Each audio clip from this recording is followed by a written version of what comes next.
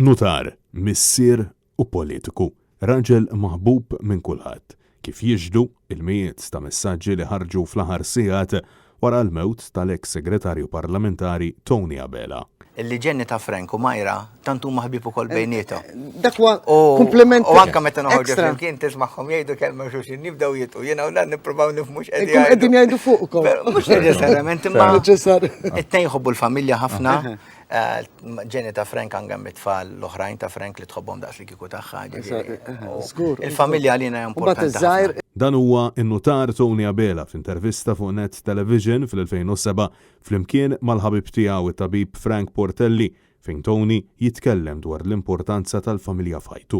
Fil-fatt, wara li ħarġet l-aħbar tal-mewt tiegħu il-kap tal-Partit Nazzjonalista Bernard Grech fakkar propju fil-fatt kemm kienet ferm għal qalbu l-familja u li dejjem ra illi ma jkun jonqosa xejn.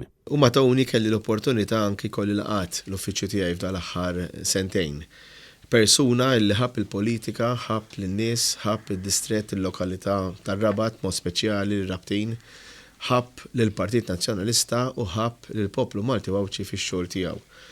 U kien baqa' sostenitur kbir. In-nutar Abela twilet fl-14 ta' Jannar tal-1956 u serva bħala segretarju parlamentari bejn l-2003 u l-2008.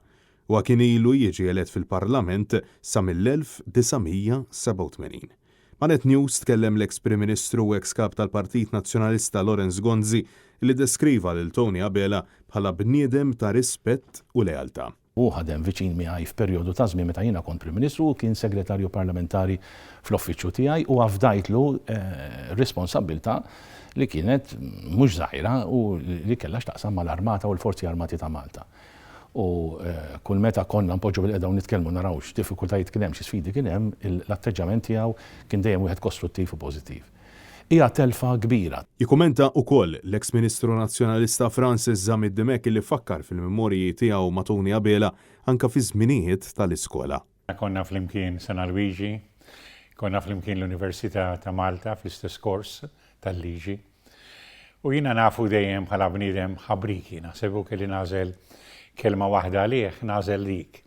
Ħabriki b'sens ta' dedikazzjoni, b'sens ta' impenn qawwi. U di kont ħossa f'kull ma jagħmel. Apparti l-politika, in-nutar Abela serva wkoll bħala President ta' Rabat Ajax fis-snin 80 u taħt it-tmexxija tiegħu ir-Rabtin rebħu kull unur illi joffri l-futbol Malti, fosthom żewġ kampjonati u FA Trophy. L-eks kaxxir tal-klabb Luis Azzoppar iddeskriva lil Tony bħala bniedem illi mingħajr ma trid tħobbu, wieħed illi dejjem kien lest jgħin lil ħaddieħor. Kienu rajt ġifieri, jisu xi ġimgħa u nofs li rajtu, li kellimtu ġifieri, rajtu għaw, sul Luis, Zio Luis, kien li ħobbjiċċajta hekk ġifieri kont. Konna għalhekk ġifieri ma stennejtx bħali u bħal Rabtin kollha u ma naħseb bħal min kien jafu in ġenerali għax ġifieri issa ma nagħmilx kien hemm imma as far as I know li bħal speċi ma kienx ebda indikazzjoni li ħajġri li ġara. Intant, il-familja ħabbret illi l-funeral tan-nutar Abela se jsir nhar is-Sibt fid-9 ta' filgħodu fil-Knisja ta' San Dominku fir-Rabat.